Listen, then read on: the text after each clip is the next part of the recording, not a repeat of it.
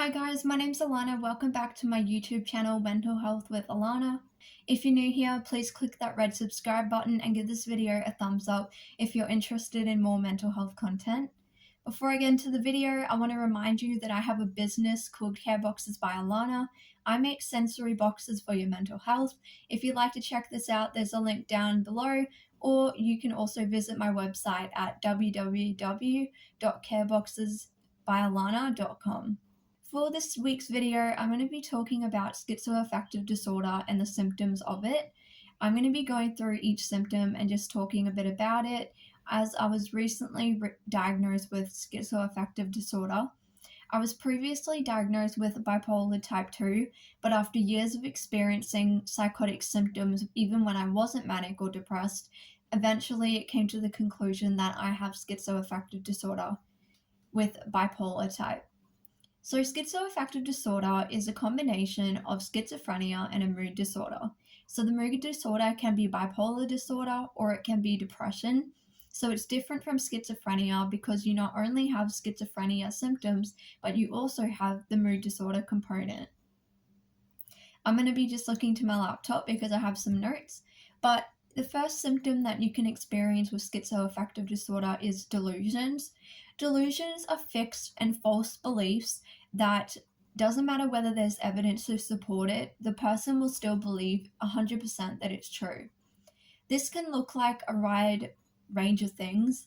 For me, one of mine is that people are reading my mind. So this is a very fixed held belief that I hold, and even now I still do believe that people can read my mind, and I will often try to test this out in situations where when I'm in a conversation, I'll start thinking about a topic and test to see if the person will bring it up, and if they do, it kind of clarifies to me that they are reading my mind. I know this sounds odd, but this is a symptom that I do experience. Delusions can range to a number of different things. It could be to do with your healthcare, your medication. It can be often surrounding people thinking that the government is tracking them, that people are following them, the police are out to get them, things like that. The next symptom is hallucinations. Hallucinations can affect the five senses. Hallucinations such as hearing things, seeing things, feeling things, tasting things that aren't there. They're all different types of hallucinations that you can get. For me, I experience visual hallucinations and auditory hallucinations mainly. In the past, I have had gustatory where I smelt cigarette smoke when there was nobody around smoking, and it didn't matter where I went, I could smell smoke. But that was a one-off occasion when I was having a manic episode. But yeah, hallucinations can be any of those five senses. Basically, when you're interacting with stimulus that isn't actually real, but for you, you feel like it is real because you're experiencing it like it is real. The next one is impaired communication and speech, such as being incoherent. This can mean that you can't string together your words very well, or you find it really hard to put your ideas together and make full sentences. This can get really severe for some people where they can't even form any type of coherent sentence.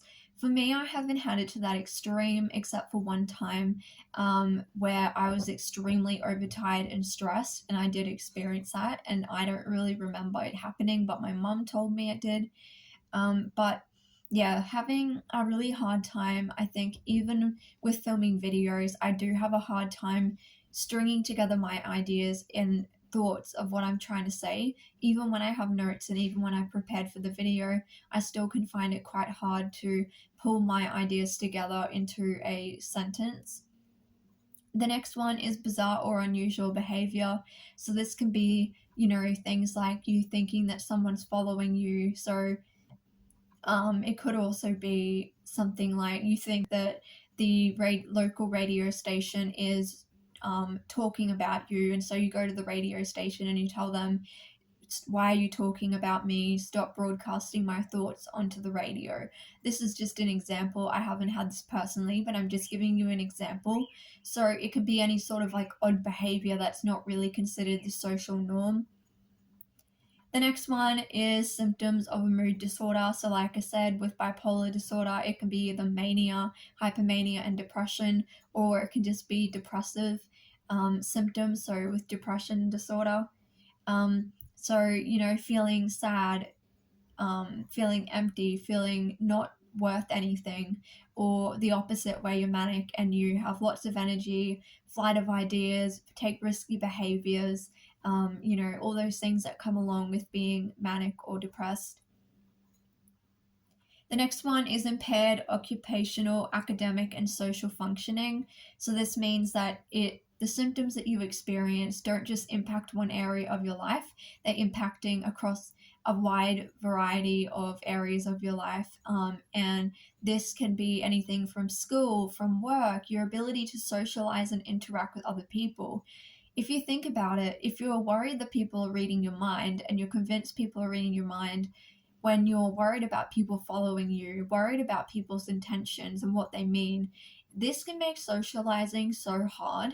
And for me, I really only can spend time around my close friends who I feel safe with, because otherwise I feel unsafe and I often have increase in symptoms. So for me, finding people that I feel are safe and trustworthy, it's really important for me to be able to socialize well and actually enjoy myself. Another one is managing personal care, including cleanliness and physical appearance. This is pretty self explanatory, but basically, if you're struggling with looking after yourself, washing your hair, brushing your teeth, any of those like executive functioning kind of things, like skills, making decisions can be really difficult if your mind is very muddled up. I often feel like my mind is very muddled and I can never really seem to get a good train of thought going, and it can make interacting with other people difficult, self to appointments, those type of things. That could be something that can really impact you and your life. Thing that people can experience is something called thought insertion. So this is basically where that you feel people are inserting thoughts into your head. I have experienced this myself where I feel like the thoughts aren't my own. It's a very uncomfortable feeling, and I feel like other people, or there's not really other people, but more like a certain force is putting thoughts into my head, and the thoughts aren't mine, and they feel very intrusive and very uncomfortable. Another one is thought broadcasting. So this is what I was talking about when I think that people are reading my mind, and it can also relate back to the thing about the radio station where you may feel like your thoughts are being broadcasted on television, on a radio station, things like that. So someone may go to the television place or the radio station and say, hey, why are you broadcasting my thoughts? The other symptom that is very commonly experienced is disorganized thinking. And basically, this is where your thoughts are very disorganized and not really flowing very well, and you may struggle to communicate. So that ties in with communication. Basically, all of the symptoms. Not everyone with schizoaffective disorder will experience all of them at the same time. These symptoms are pretty transient and can come and go. Another thing is that some people may have better days and other days may be worse. Things like stress can really ramp up these symptoms. Stress is a major cause of a lot of these symptoms. So if you're highly stressed, you've had a big life change, you're not sleeping well, sleep can disrupt it, especially if you have the bipolar disorder part. That can really throw you out. So yeah, those are the symptoms of schizoaffective disorder. I hope I explained this okay. I have been struggling to make conversation and to string together my words a bit lately. So I hope that the video made sense and that it was helpful. And yeah, I will see you in my next video.